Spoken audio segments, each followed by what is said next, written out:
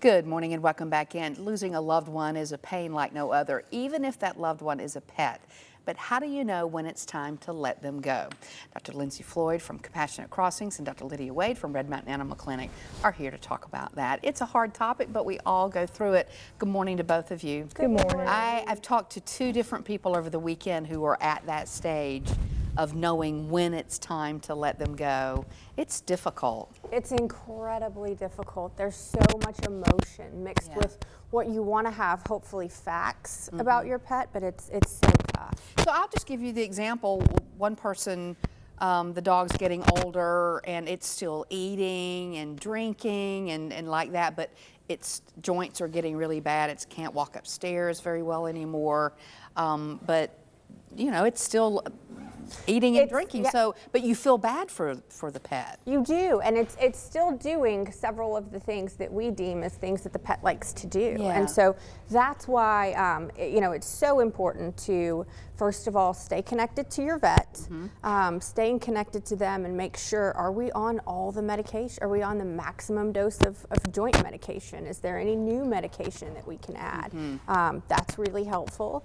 And then also going through online has tons of resources. There are so many things. There are rug runners. There are stairs for your you just have to, on your couch. You have to change the lifestyle to make harnesses, it better. There are different, you know, some people go from living with upstairs in the bedroom with their pet to everything set up on the main floor now. So there are a lot of changes that you can do, but I think that probably the most helpful thing are going to be our quality of life scales.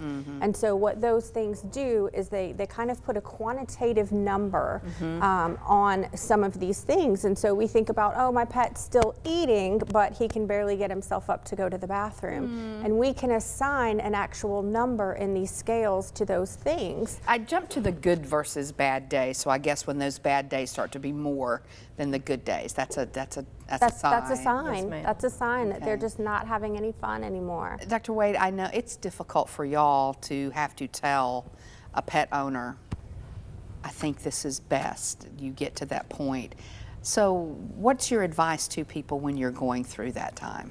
When you're going through that time, I would refer back to that scale that Dr. Floyd was talking about, and to understand that they don't deserve to be in pain and they deserve a good quality of life, and that's what we're after. And it is extremely difficult because they're a part of our families, you know. Do we sometimes hang on longer than we should because we feel guilty, we don't want to let them go? Absolutely. All the time. Yeah, talk about that. How does that, what do you say to? So, well, a lot of people that we meet with have had that happen before, and they say we are never going to do that again because they see the light kind of leave the eyes, and the pet doesn't want to interact with the family anymore, and they're just not feeling good. And so, but you know, really encouraging people to, this pet has brought you so much joy. It's been a wonderful companion for you, and part of our responsibility as pet owners is knowing when to step in and end any struggle. And these are my guys. It's Franny and Jack. And I very recently had to say goodbye to both of them. Both of them? It ended up being 5 days apart. Oh my gosh. And they both, Franny on the left was struggling with mobility and cognitive stuff, and Jack on the right had cancer. And so I just had to make sure that, you know, my husband and I were on the same page. We were looking at those pain scales and quality of life scales. And it was a hard decision to make, but once we did it, doing it at home and having both of them there. All right, well, you bring that up. That's what she does. It's Compassionate Crossing. So if you want your dog not for it to happen at a clinic, or if you want it to happen at home, I'm not sure how I feel about either one of those things because it's hard either way.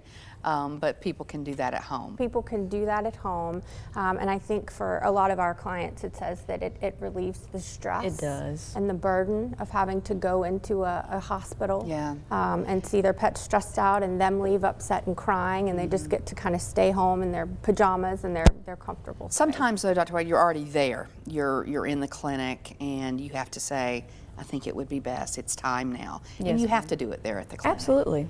And talk about that moment, because you do, I've done it twice, and you just have that moment where you feel like you got to say goodbye. Talk about that, what you tell your clients. I tell the clients that it's really best to make that decision before you get home, and especially whenever they're really having a hard time.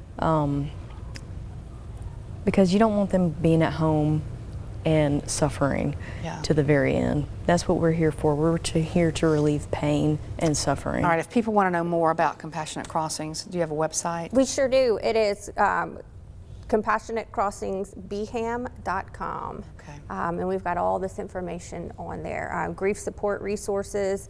You guys are not alone. We've done it with our pets. There are numbers, there are hotlines if you're struggling, a lot of literature you can read through. There's a lot out there for the struggling pet All parent. right. Well, as pet lovers, we are all in this together.